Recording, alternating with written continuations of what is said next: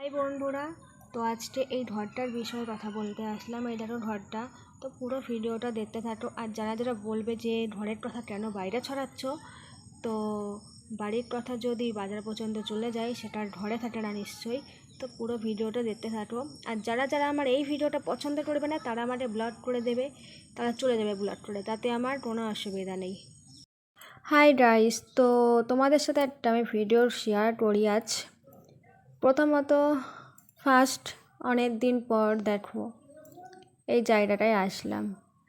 তোমরা শীতকালের সময় দেখতে পেয়েছিলে এই জায়গাটা তৈরি করা হচ্ছে, তো তোমাদেরকে ভিডিওতে তো সব কিছুই শেয়ার করেছিলাম। এই জায়গাটা তৈরি করা হচ্ছে, কিন্তু কেন তৈরি করা হচ্ছে কিসের জন্য সেটা তো তখন শেয়ার করিনি। সেটা আদৌ হবে কি হবে না আমার মনে প্রশ্ন ছিল। তো ফাইনালি যেটাই আইডিয়া করেছিলাম সেটাই। তো আর তার আগে বলে দিই, এই জায়গাটা তোমরা এরকমভাবে দেখছো, তোমরা অনেকেই কমেন্ট করতে পারো যে জায়গাটা গুছিয়ে রাখো না, পরিষ্কার করে রাখো না।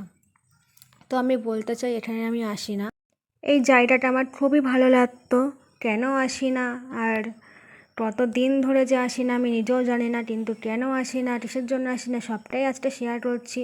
তোমরা দেখো পুরো ভিডিওটা। তো ওই জায়গাটার ভিডিও দুপুরবেলা করে রেখেছিলাম হাফ, তো এখন একটু ভাবলাম সামনাসামনি কথা বলি। তো ওই জায়গাটা অপরিষ্কার হয়ে আছে, কেউ আমাকে কমেন্ট করো না যে কেন অপরিষ্কার হয়ে আছে, তুমি কি গোছাতে পারো না।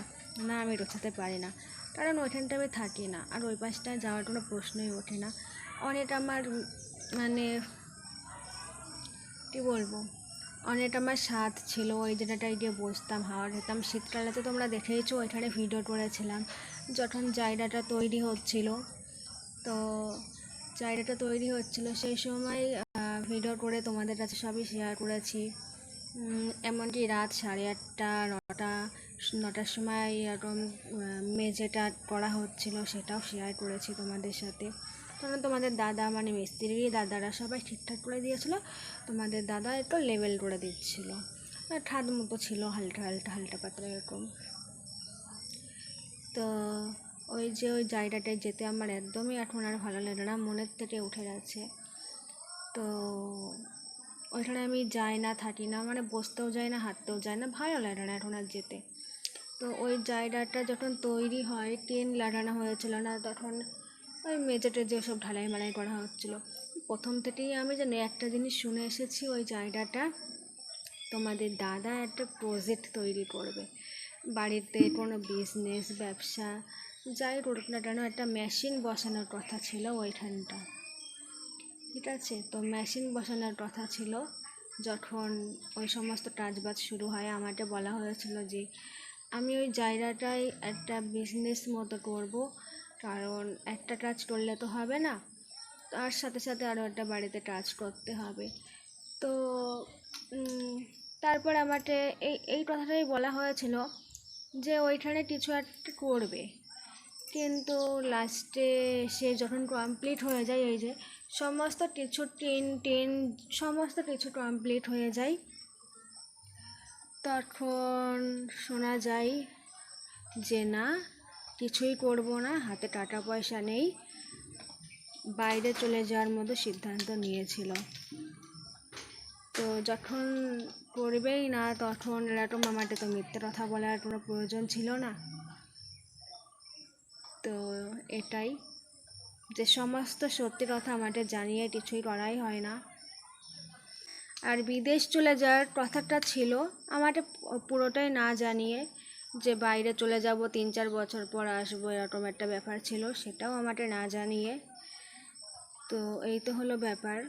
তারপরে পাসপোর্ট করেছিল কিনা আমি জানি না, সমস্ত জিনিসপত্র রেডি করে, মানে পাসপোর্ট সমস্ত কিছু রেডি করে ওর একটা সইয়ের দরকার ছিল, মানে আমার হাতে সই লাগবে, সেই সইটা আমি করে দিইনি।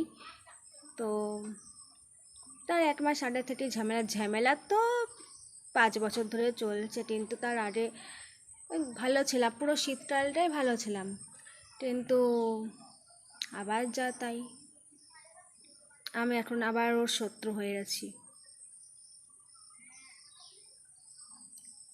তো আমার এখানে কোনোই দাম কোনো দামই নেই, কি বলবো।